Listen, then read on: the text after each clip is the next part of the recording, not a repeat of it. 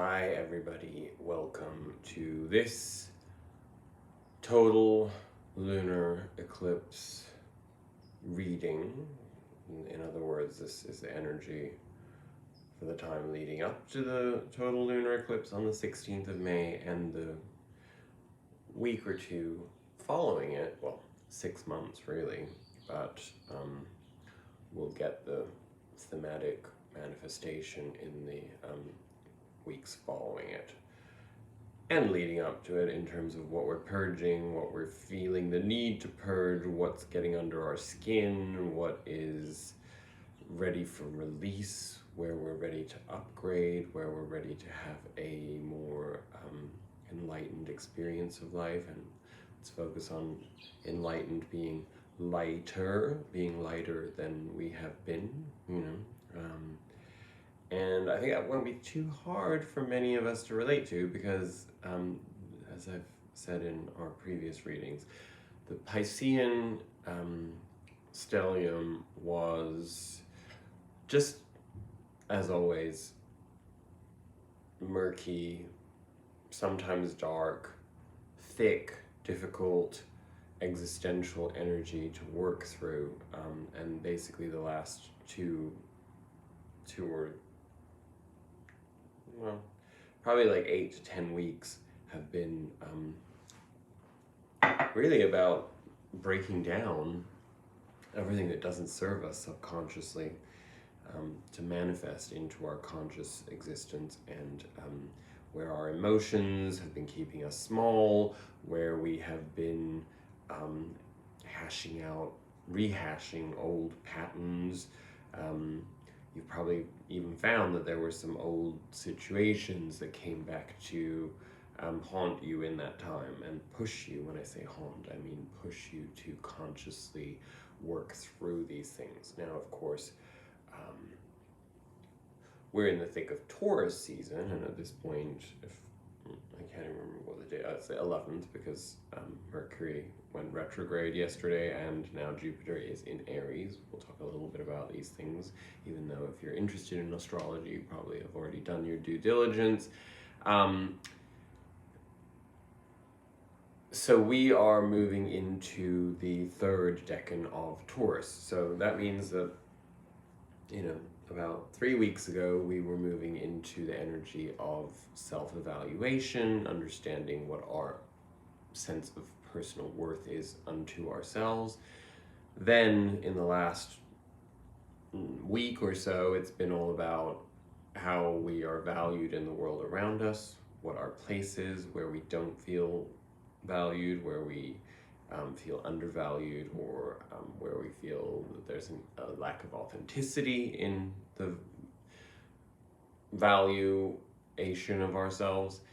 And so now we're moving into that final decan where the convergence comes into play, and we, fortunately, because of Jupiter being in Aries, will have physical world manifestations that allow us to integrate the two together and find a fusional, synergistic, hopefully harmonious path forward if we've been doing our work and if we've been consciously thinking about these things. I just got distracted seeing myself on camera because I've been going through a weird kind of physical purge these last couple of weeks. Obviously, as I've discussed before, I've made commitments to changing lifestyle in terms of trying to get back to feeling as natural as possible within myself. And of course, when we do that, in other words, eliminating non-natural substances from our lives, when I say non-natural, I mean to our state of mind as much as to our biological equilibrium,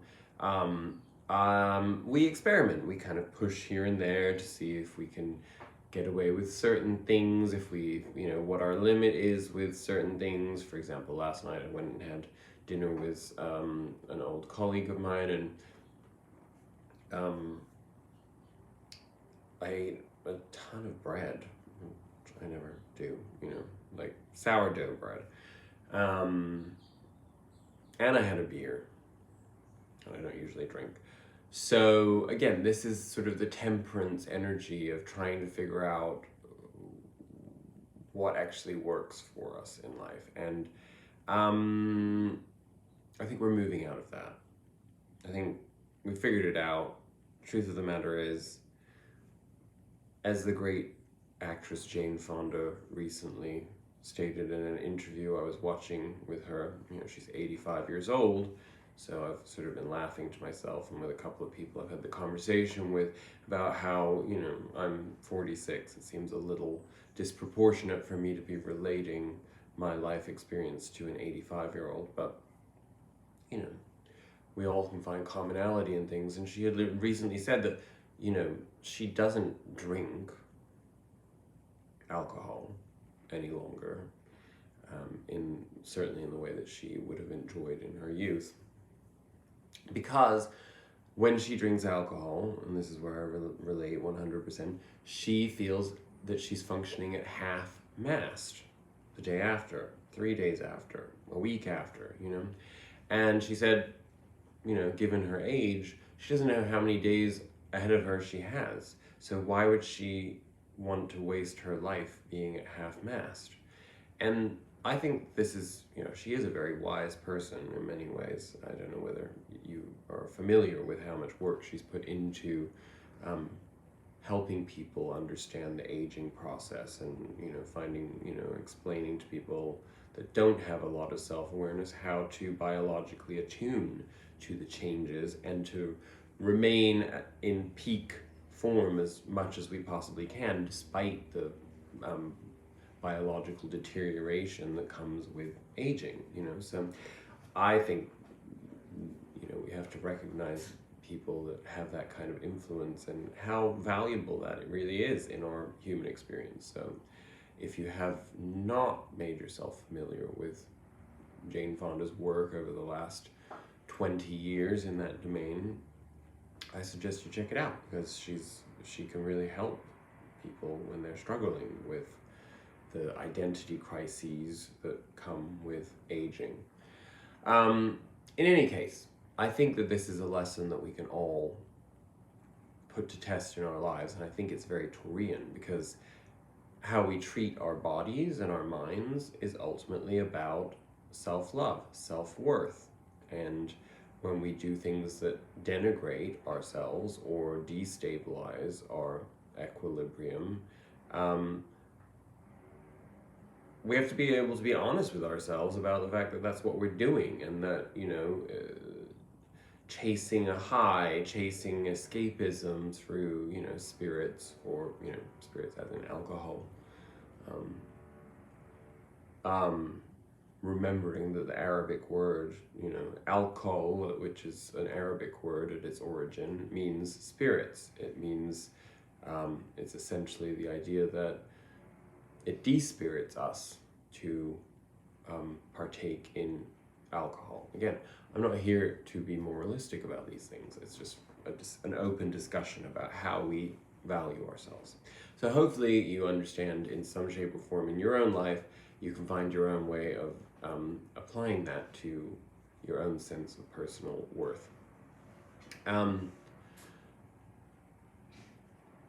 Obviously, I'm not going to spend any time focusing on Mercury retrograde, because I think it's a load of horse shit, the way that it has been so oversimplified, particularly in this world of YouTubers that spout on endlessly because they're just trying to produce clickbait content constantly. And, again, I know we've talked about this in the past, but it really is really important, because a lot of us do find ourselves with, wanting to fill voids, and we might look down upon people that fill their time watching garbage television or playing video games, whatever. But it's really no different if you find yourself in the cycle of addiction to predictive astrology and tarot readings and so on and so forth. And it's a big part of the reason why I pulled back a little bit on my commitment to producing weekly content on this channel, mostly because I don't think that our spiritual evolution really follows a linear path, in the sense that from one week to the next we should check in with our energies. I mean, we should be doing that personally anyway, right? But I don't think it's necessarily helpful, because I think it then becomes less informative and more directive. And we all have autonomy and sovereignty, and it's important for us to focus on it. So I really do prefer this format of finding pivotal, key astrological moments to do these readings, because I think they're far more helpful and far more collaborative in some bizarre outer dimensional way. However, I do, moving away from Mercury retrograde, we'll deal with that as it comes.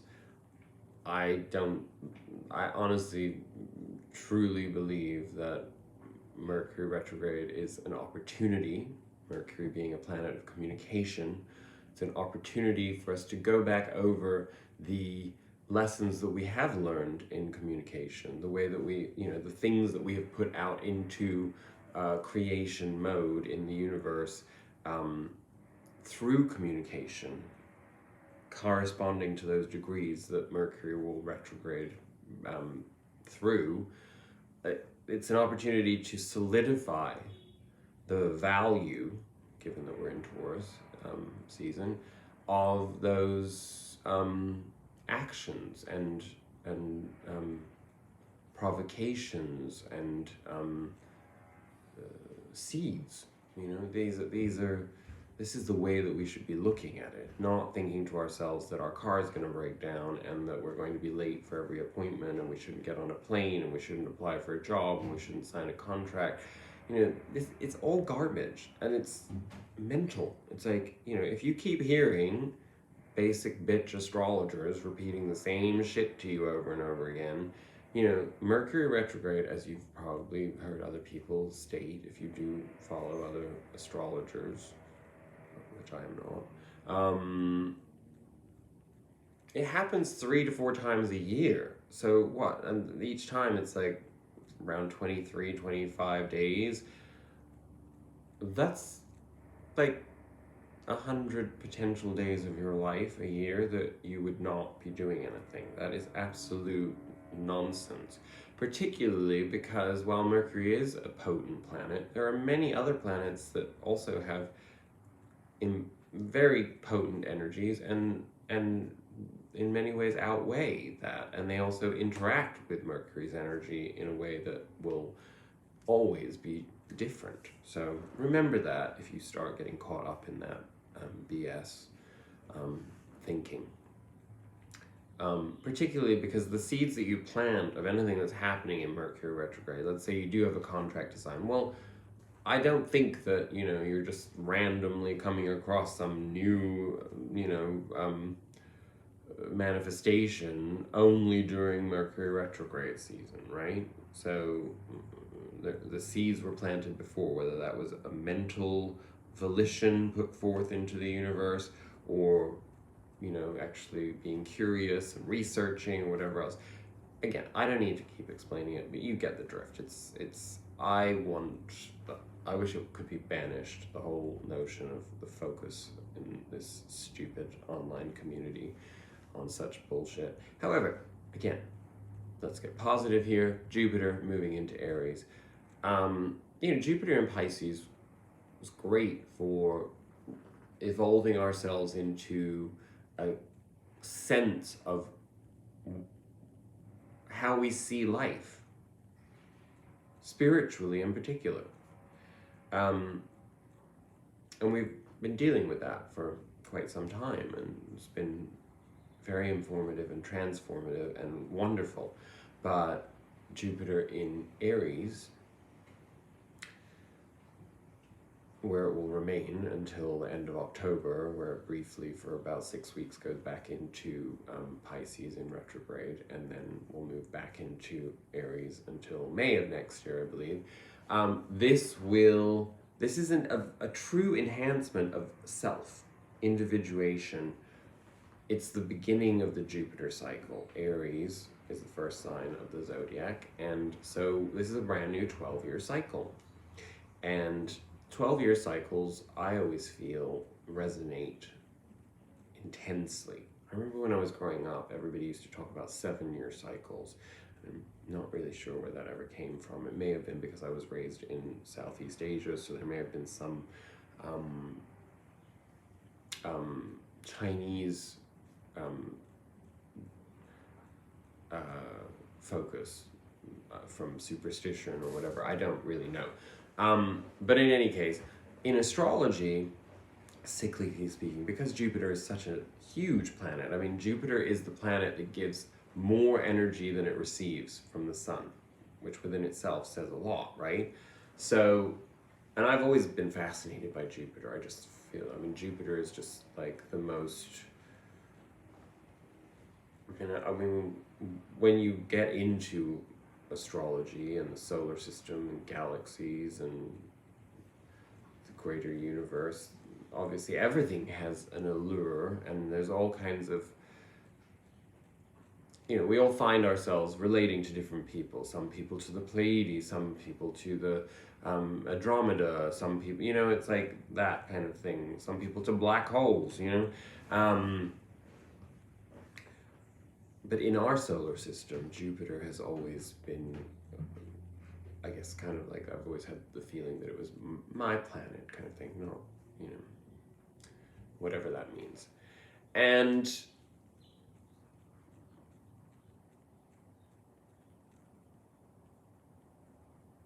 I think it's interesting because Jupiter in my chart is in Aries, so it's my Jupiter return, and which intensifies that.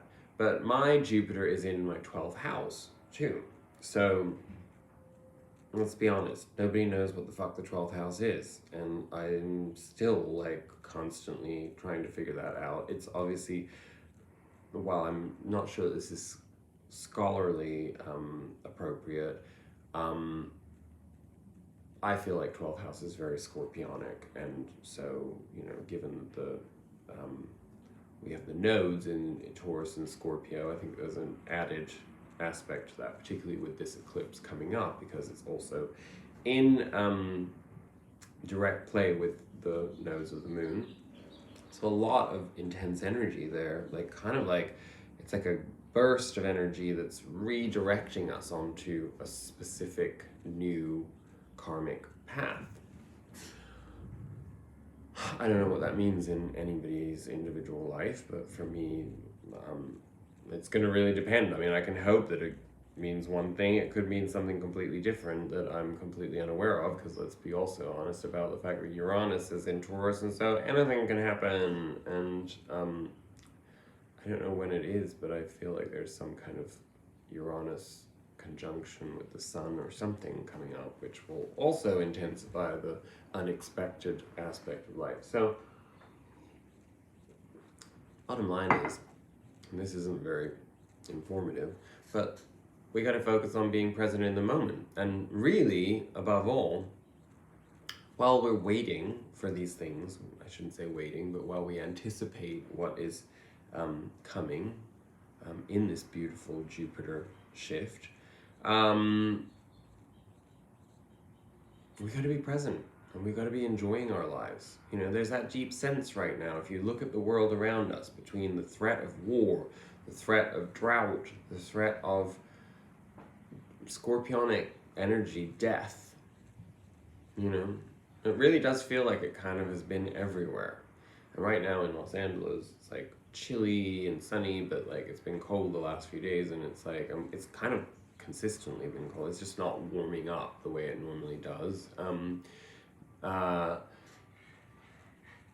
It's very windy right now, and whenever there's winds in LA, I really do always feel, and I think, you know, I've used to feel it in France too, when you'd have those intense winds, the Mistral. In here it's the Santa Ana winds, and it's just like they are winds of change, but they're uncomfortable as hell. You know, there's this like weird thing about wind. I mean, I have a friend who thinks I'm absolutely bonkers because I I get really irritated by wind.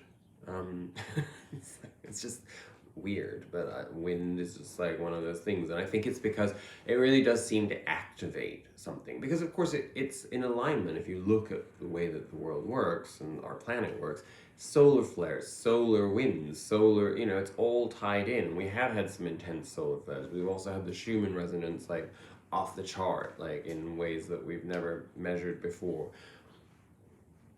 Clearly our planet is like trying to adjust to something. I wonder what that could be. So yeah, we gotta be present. I've done 21 minutes of talking. Hopefully it was all informative. I think it was. And it's informative to the reading that we have in front of us. And fasten your seatbelts, because I am not done talking, and this could end up being a longer than usual video. Again, I don't do them as often, so hopefully there's value in having videos that take as long as they need to take. But let's see, we may be able to hammer this out in 40 minutes and keep it at an hour. Where should we start? At the center of it, let's start with the Sacred Power reading card that we received. Soul Journey. It's an interesting depiction of that, so I'll leave you to contemplate that a little bit. I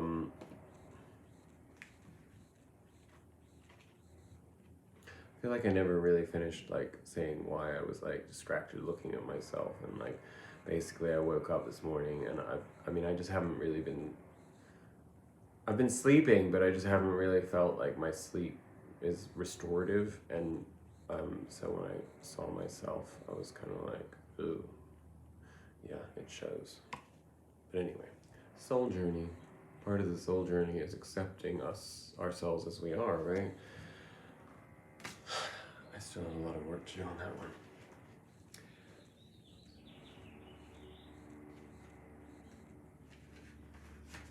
This is a life lesson learned from this experience.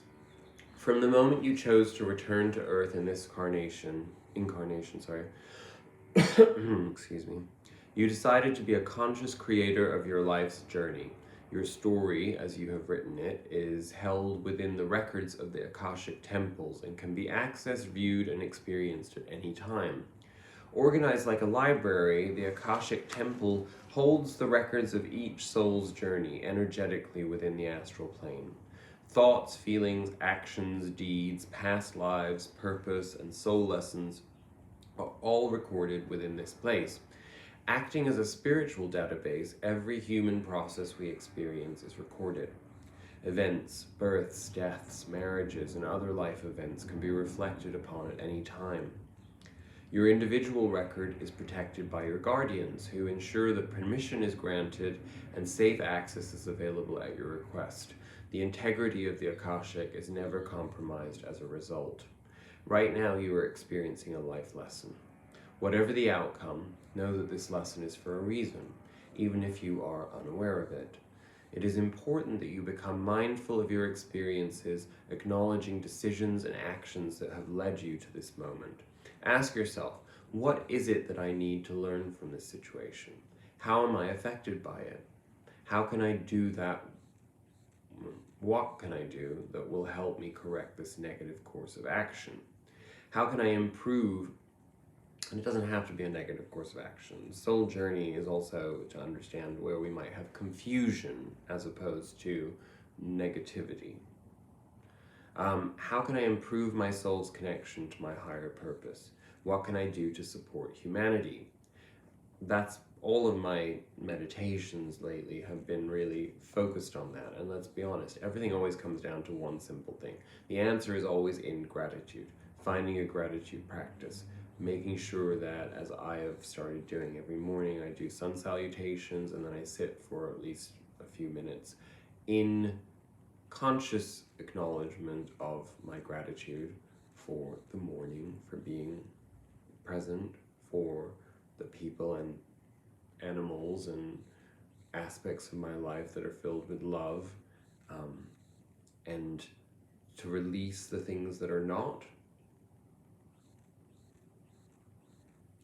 And it's constant work, you know, but it really is in order to answer all of these questions, because as soon as you let that be the flow, the primary flow, no matter how antagonized you feel. I mean, before I did this reading, I knew this was finally the right time for me to do this reading. I've been contemplating it for days.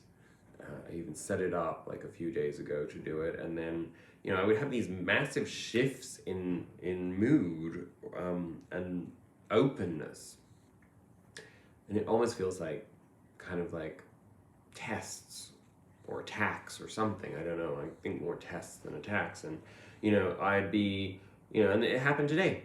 I realized while I was setting everything up, I was like, oh, it's Wednesday, alternate side of the street parking here in West Hollywood. I don't remember where I parked my car, and I don't remember which side of the street it's parked on, and this would possibly be the second time I've gotten a parking ticket in a month, which they are very costly here. I'm not sure how much they are where you live, but Los Angeles is a cash vacuum. I mean, everywhere kind of is now, right? But it's especially pronounced here. And so I was ready to go into that energy and be all like uncomfortable. But fortunately, I had done a meditation earlier today. It was derivative of, how do you pronounce it? Qigong, whatever it is. But anyway, it was like understanding that your all of the energy for your life, all of the information for your life is stored behind your belly button. And so I was doing this energetic meditation on that, and to re-energize, because I haven't been feeling in top form lately. I've had allergies, like allergies off the chart. As I say, I haven't been sleeping as well as I should, and I've had a lot of low-level anxiety to release, and so this is just, you know, I've spent too much time trying to use exercise, physicality to express this uncomfortable energy, and ended up overexerting myself, like, you know, having strains and discomfort in joints and you know, all that kind of crap.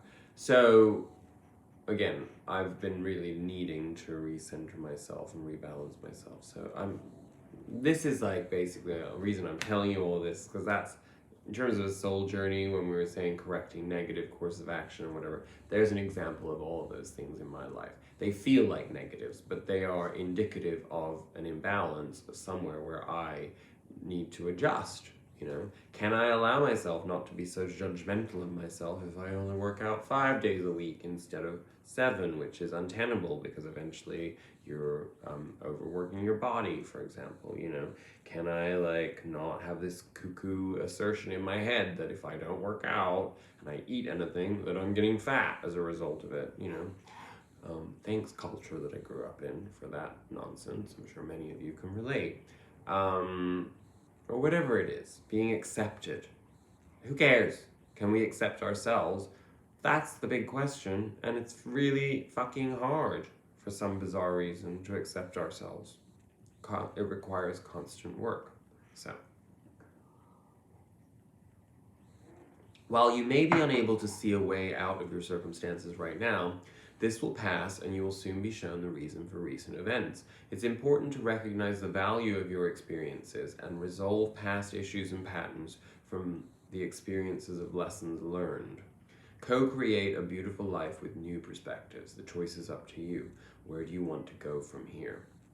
Right? That's it. That's what meditation is. It allows us to set intentions, to clear ourselves of all of that noise, and to set intentions of choice.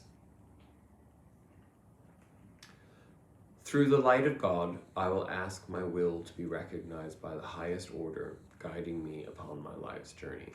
And I think we talked about that in the last reading that we did. You know,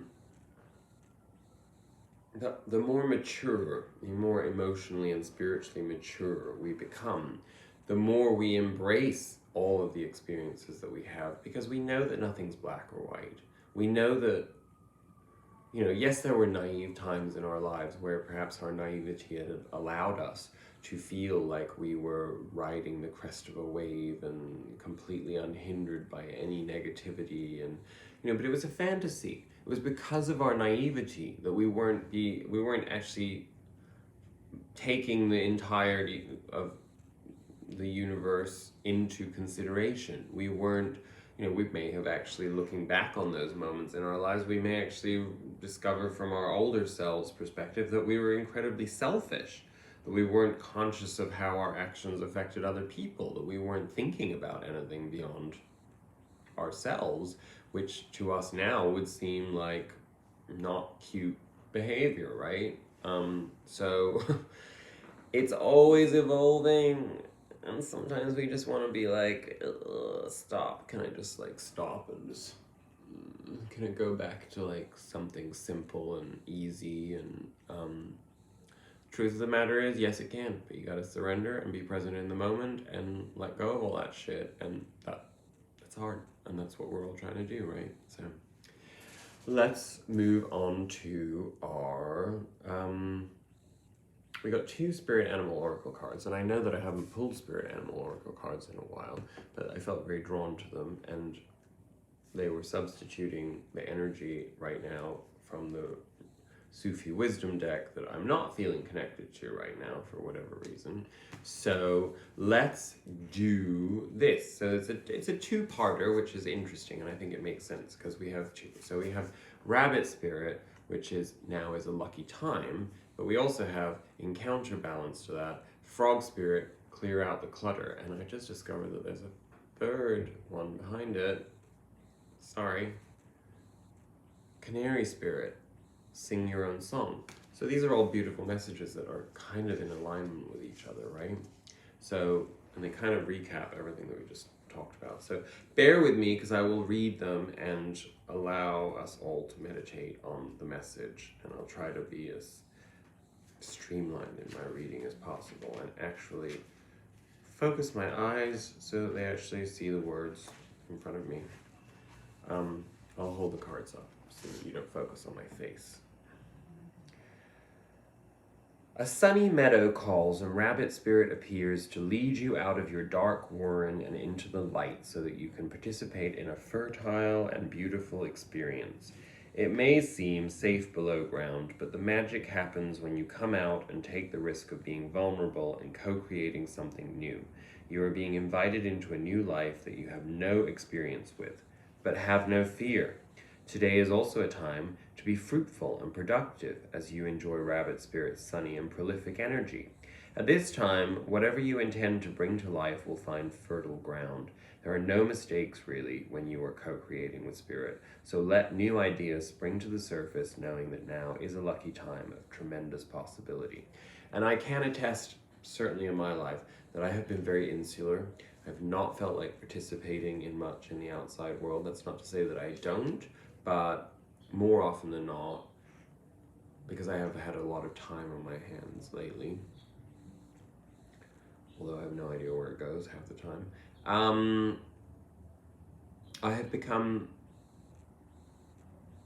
I felt a need to protect myself.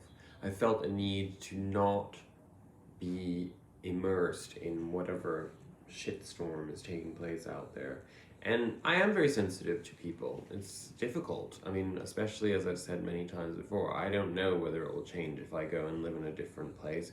But where I live, I just find people abhorrent. I mean, it's really hard to stay grounded and centered and loving because everyone's so selfish and self-absorbed and inconsiderate and unkind, frankly, and just not consciously so. It's just like vapid in their own kind of lane and completely uncaring of how their actions in their lane affect anyone else, both on a superficial, mundane, daily basis and then on a deeper level too.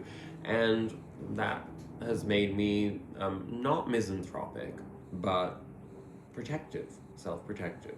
And it is time, as the energies shift, particularly with Jupiter in Aries, and with this full moon eclipse coming up, where we will be releasing all of this stuff, to re-emerge and to re-embrace the zest required in order to reinvent, re-evolve, and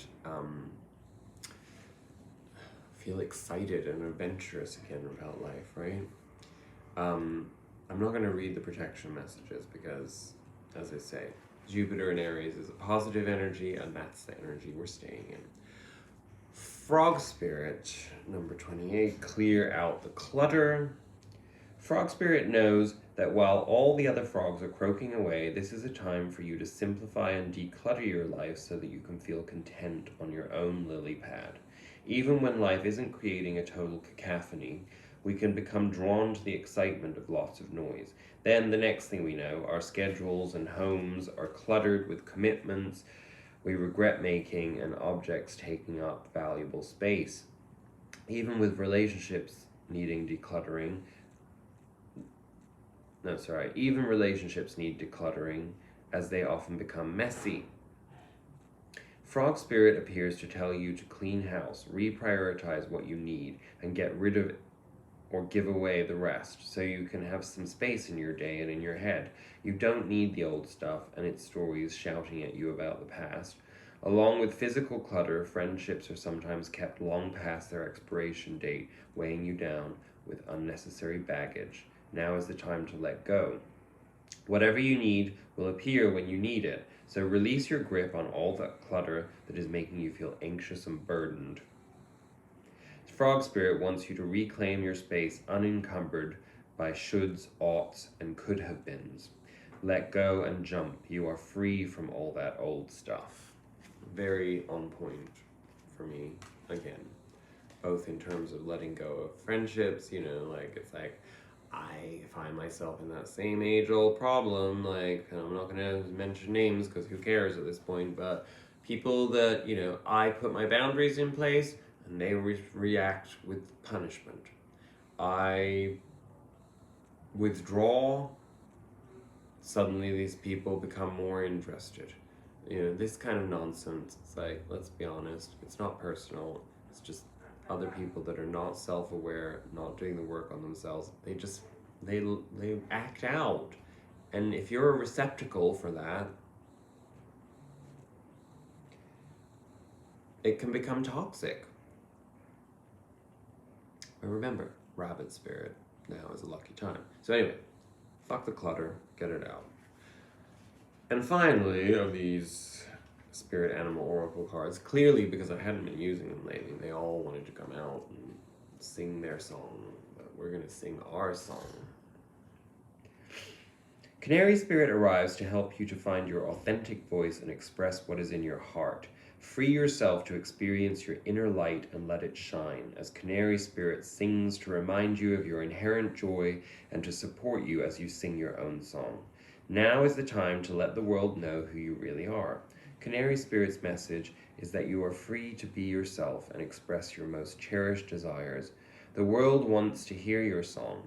If your inquiry is about a relationship, you're being called to fully be yourself, for only then will you find harmony and joy. You can make music with others so beautifully when your notes ring true. You can never go wrong with a message of authenticity, can you? So I think that trifecta is pretty beautiful and informative, and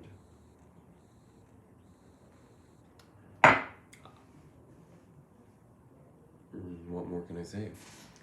I did take, again, we got 3 Destiny or Sacred Destiny Oracle cards. I'm not going to read the cards because they speak for themselves pictorially. So allow yourself to be transported by the message. Taking risks, pretty self-explanatory and pretty much fits in with what we've been talking about thus far. Flexibility, also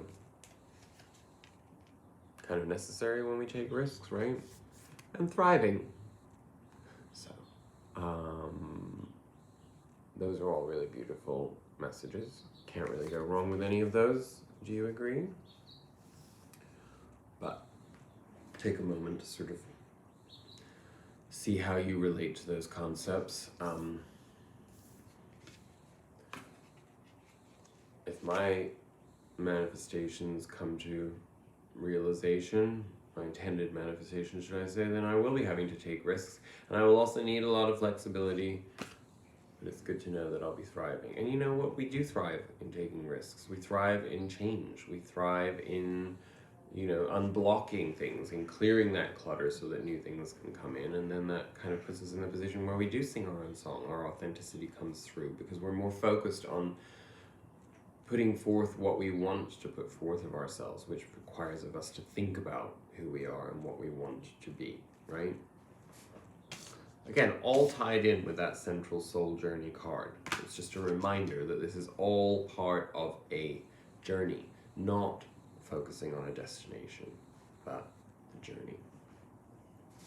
We're almost done with our oracle cards. There seem to be a lot, and that's because lots of them came out together. So,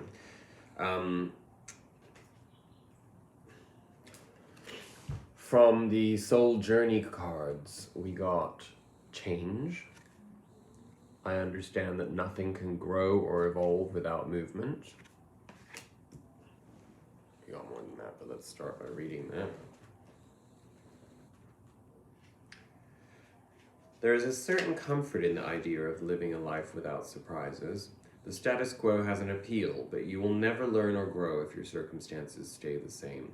Everybody wants life to be better, but that requires change. You have chosen to incarnate into this physical dimension called Earth because of the myriad of opportunities. If you don't take advantage of them, what was the point? Staying within your comfort zone is overrated. With change comes transformation, and with transformation comes evolution. Stop viewing the change as good or bad, because all changes nourish your soul. Don't equate it with a lack of control. Life happens, and it's supposed to happen. You can direct how it plays out, and you can always have the power to accept a change that redirects your path. Beautiful. What we're letting go of? Guilt. I release any beliefs that no longer assist in my soul's growth. Pivotal in finding freedom in changes, right? E, F, G. It's a good thing I still know the alphabet, right? Can't open pages though. I don't know what's happening here. There.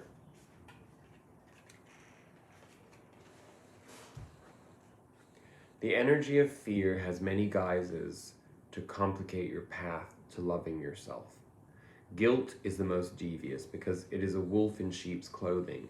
It is a self-imposed emotion that pretends to be instructive and enlightening. Guilt can help us grow when we realize that our actions have been hurtful to others and that we need to make amends. After we do so, though, it's time to learn from the behavior and move on. The problem arises when we hold on to a guilty feeling that serves no purpose other than promoting self-destructiveness and low self-esteem. No one is perfect. Everyone makes mistakes. Guilt is not always rational, but if you examine it subjectively, act on it, and release it, it becomes a temporary emotion. Long-held guilty feelings are never good and will create a roadblock to self-love and happiness. You must continually scan your current emotions for any guilty feelings and bring them to the surface for analysis. Healthy guilt is a warning that action should be taken. Irrational guilt needs to be released. Amen to that. And finally, perseverance. I know that I can do whatever I set my mind to, including reading backwards, because that's how that card appears to me.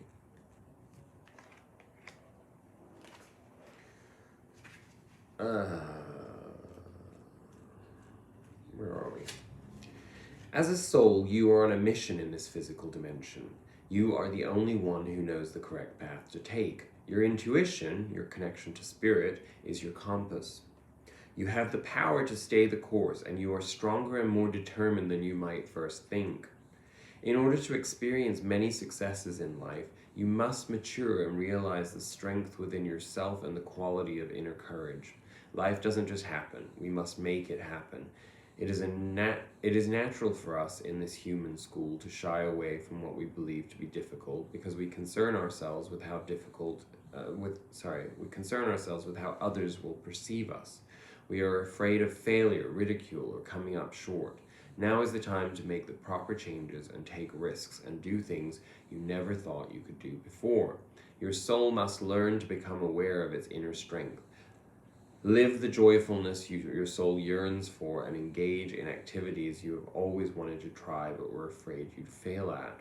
Your soul would not yearn for something that you couldn't accomplish. You have the strength and fortitude to be capable of greatness. I mean, that pretty much sums up all of our oracle cards, right?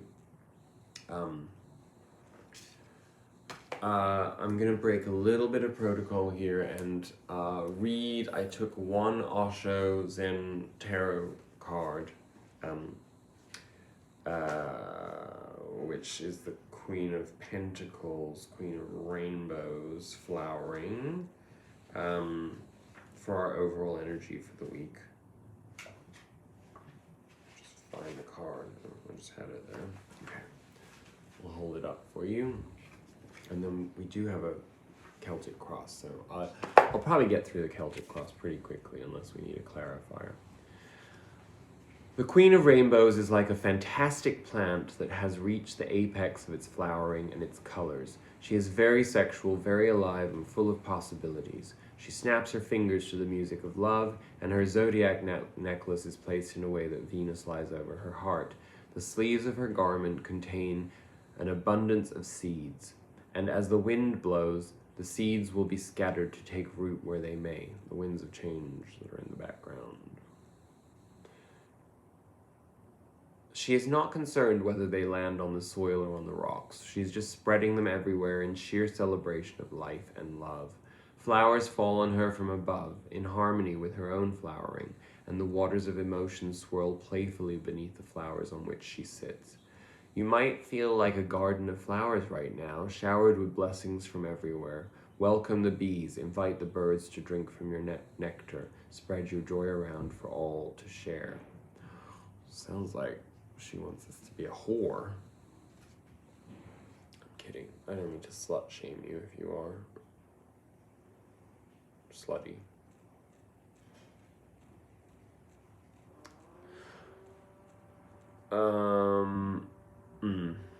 Anyway. Zen wants you living in abundance, living in totality, living intensely, not at the minimum as Christianity wants you, but at the maximum overflowing. See, that's like the slap on the wrist for like being overly moralistic there, which I impose upon myself because I'm like fucking moronic, like in terms of where I get stuck with morality and so on and so forth. I mean, it's like sometimes I'm just like a self-flagellating monk, you know? Your life should reach to others. Your blissfulness, your benediction, your ecstasy should not be contained within you like a seed. It should open like a flower and spread its fragrance to all and sundry, not only to the friends, but to the strangers too. This is a real compassion. This is real love. Sharing your enlightenment, sharing your dance of the beyond. I will have to work on that because all I could think about the whole time was like either being a slut or like how little I want to be open to the people that surround me. So, yikes. Let's hope these winds of change are shifting something there for me because I could really use it. Which goes straight into our tarot because our underlying energy through the tarot is death. Total scorpionic energy there for us. Woo! Let's get into it. So, death of a cycle. And I think everything in this reading is pointing towards this eclipse as being a real pivotal point of shift. along with the supporting astrology. So at the center of our reading, we have, representing our current energy and situation, the Knight of Wands. The Knight of Wands being a fast-moving energy of inspiration and desire and ambition and drive and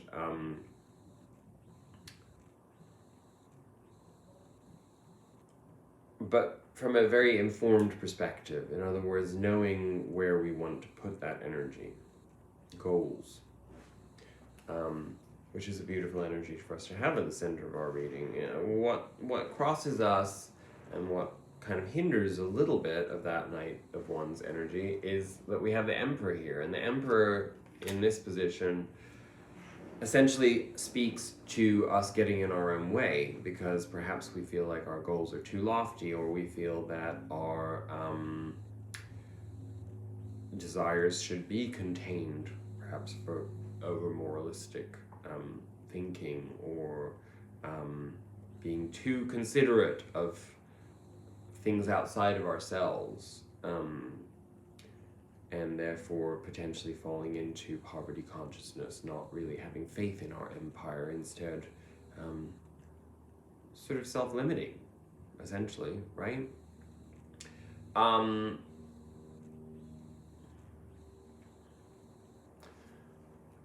In our recent past, we have the Nine of Swords reversed. So what have we been doing that has been allowing us to release all of the stress and strife of overthinking, of projecting, of, because all of those thoughts that come to haunt us when we lie down at the end of the day and we want to find peaceful slumber, and instead we're ruminating and we're going over, perhaps not even consciously, but just there's that whirling shitstorm in our brain, because we're trying to figure out, well, if this happens, then I'll do this, or if this happens, then I'll do this, or if this person does this, then I'll be like this, or I'll be like that, and I'll need to adjust this, and this is how I'll deal with that, and I need this in order for that to happen, and I need to avoid this in order, so on and so forth. This is the state of mind. We're clearing that out. We have let go of something. Something has shifted in us where perhaps we've just had to come into the realization that we have to be in alignment with the events as they unravel in our lives, the external manifestations that inform our path forward. Surrendering to that allows us to release fear, anxiety, a need to control, and I can certainly feel that, because I was really caught in poverty consciousness, because everything I was doing, I kept thinking to myself, oh God, it's like I'm spending money, or I'm doing that, and I need to be focused on this, and I'm not working yet, and I'm waiting for this to come through, I'm waiting, is this job going to come through, am I going to end up doing this, am I going to get this amount of, all this kind of stuff, that it basically put me in the position where I wasn't doing anything. And you try having lots of idle time and then limiting yourself because you don't want to spend any money, and you don't want to even down to oh, well, if I keep driving everywhere, then I'm gonna have to fill my gas tank, and gas, petrol is so expensive, and all this kind of shit. And it's just well, why don't I just kill myself now, right? Because it's not changing. The world is just getting more and more expensive. Inflation is out of control. We're on the verge of a world war, and resources are a big part of that, as they always are. Never forget that. Remember why people go to war. It's very rarely about sovereignty of nations. It's about resources. It's about strategy.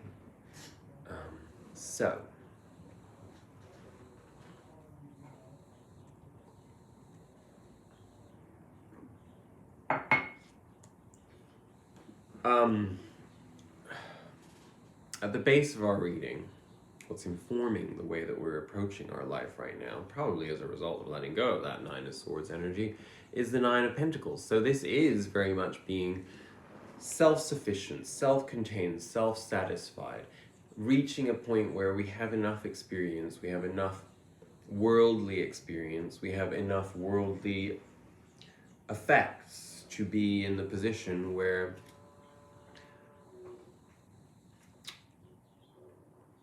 we don't have to be driven by a lack of, in order to feel, a need, instead we become more in harmony with the flow of our lives.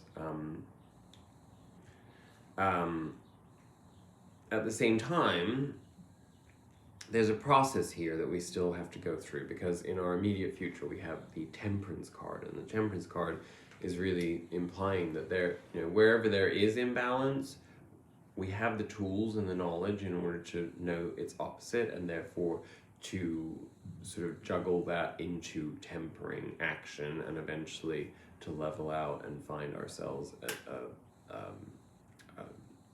peaceful vibration with whatever we're doing. Because in our immediate future we crowning energy, sorry, that's what I meant to say, we have the Nine of Wands. So in this period of time, particularly as we go through to this eclipse, let's be honest, eclipse energy is intense. It can be it can feel destabilizing, because what we're letting go of, we don't have a replacement for yet, So because in order to let go, we have to contemplate, we have to look at what our journey has been, we have to assess where we're at in our lives, we have to assess the experiences that we have let go of, the people that we're letting go of, whatever it may be. We can feel like this, where it's like, oh, I have a big uphill climb ahead of me. And, sometimes you're really in the mood to go for like a mega hike, and you're like, this is going to be a fantastic day. Other days, you might look at that mountain and be like, it's going to take me 3 hours to get to the top of that, and I don't feel energized, and I feel like drained, and I'm already hungry, or like I'm in a funky state of mind, whatever it may be. And it's because you're carrying all of these memories of, past inspirations that didn't pan out exactly as you wanted them to, or that, perhaps, again, that's a frame of mind, that's how we view it, but, that we feel burdened by these things rather than being in the position of receiving them as edifying and informative. So, just be aware of that, because that's what we'll be letting go of. And that may be the first card that I want to take a clarifier on. I'm not taking those, it's too quick. Sorry, Spirit.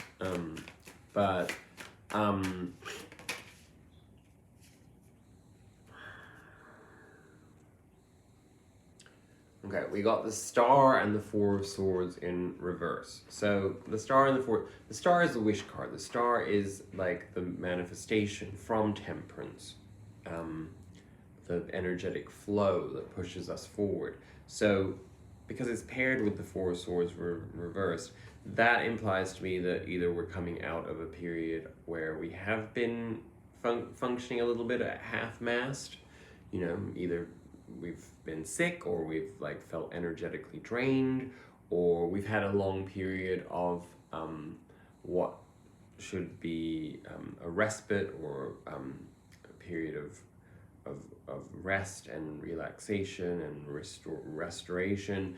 But when you're at the end of a period like that, you kind of, it's almost like going back to school after the summer holidays. Well, certainly for me, some people, I guess, loved going back to school after the summer holidays, but for me, the disruption of having like 2 months off, as it was the case in my school cycle, it was like, oh God, I have to go back into that. You know what I mean? I mean, obviously not everybody's going to be like coming out of a long period of respite, but in some shape or form in your life, is there something that you've been like, you've stepped back from that now you need to step back into or reinvent yourself into, and that you would feel that kind of weariness, where you'd be like, this is going to be daunting. So the full moon releasing energy that gets in the way of you feeling inspired and driven, to, with happiness and joy and abundance into that state of mind, which will come anyway. It's going to come. This is a process. We'll get there by the end of this reading. I need another 5 minutes of your time. Okay? Good news is, in our present position, we have the Strength card. So, we're bold. We've done the necessary work. We have rested enough. We have taken enough of a respite. We have taken enough of a step back from whatever it is to have, we might not have the self-confidence 100% right now to recognize that we've done it, but we have. So put that in your pipe and smoke it if you're ensconced in self-doubt right now. In our environment, we do have the Three of Wands. Now, the Three of Wands in this context, I will take as a card of patience. This is very much an idea that, maybe either you're wanting to be 3 steps ahead of yourself right now, and the fact of the matter is that you have planted a lot of seeds, and we are in the position where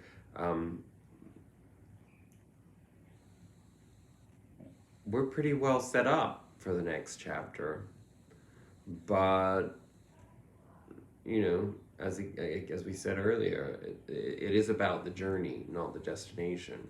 So if we get lost in focusing only on the destination, the Three of Wands can not feel great. The Three of Wands can feel amazing when we acknowledge that we've put in the work, and then we have to sort of sit back and receive.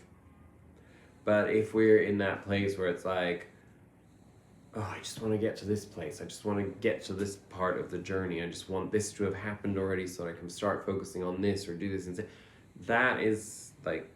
That's where the Three of Wands doesn't feel so good. And because this is in our environment, I'd say it's more a card of advice to make sure that you are being patient with yourself and being patient with situations, circumstances,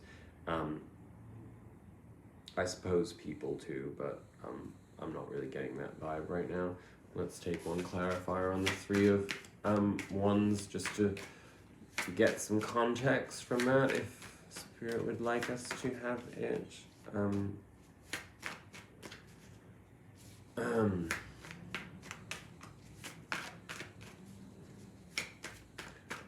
The deck feels very agitated.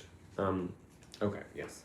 So, Six of Wands. So that is moving away from strife. That is moving away from turmoil. That is moving away from the things that have held us back. So it is just a matter of timing and faith. So let's trust that. In our, what I call the psychology card, kind of our state of mind, how we are approaching things going forth in the energies to come as a result of this release in the full moon eclipse. Page of Wands. Page of Wands is literally about playfulness. It is about receiving. It is about being able to receive. It's about being in that bouncy, youthful energy of knowing deep down inside that there's always opportunity, there's always a new fresh start, there's always fun to be had, there's always light to be found anywhere that we look. This kind of perspective on life. It's a beginner's perspective too. So it's also being in the position to have humility, checking our ego at the door, not moving forward with the sense that it's the result of letting go of that Nine of Wands energy, right? It's going back to only having one wand. I won't say what I was going to say. yeah, that's really it, you know. Our outcome, interestingly, we have the 8 of Pentacles and the 9 of Cups. Now, the 8 of Pentacles is the craftsman card. It is a work card. It is the outcome of this shift in our dynamic, in our perspective, in our state of mind, in our approach to life, will bring us back to a place of working towards something that will be of great value to us. But again, it's a process. This is a card that focuses on the process of building, growing, learning, becoming an expert at whatever energies this next chapter brings forth for us, whatever circumstances this chapter brings forth for us. It's a mastery card, but it's the process towards mastery as opposed to having a king, you know, which would imply being there already. So, accompanied by the 9 of Cups, the qualifier is essentially stating that that journey towards that mastery is going to be a very pleasant one for us because we are emotionally satiated on that journey, because our cup is full, which means that we can be generous of ourselves more than anything. Open and generous and not threatened and self-confident and kind.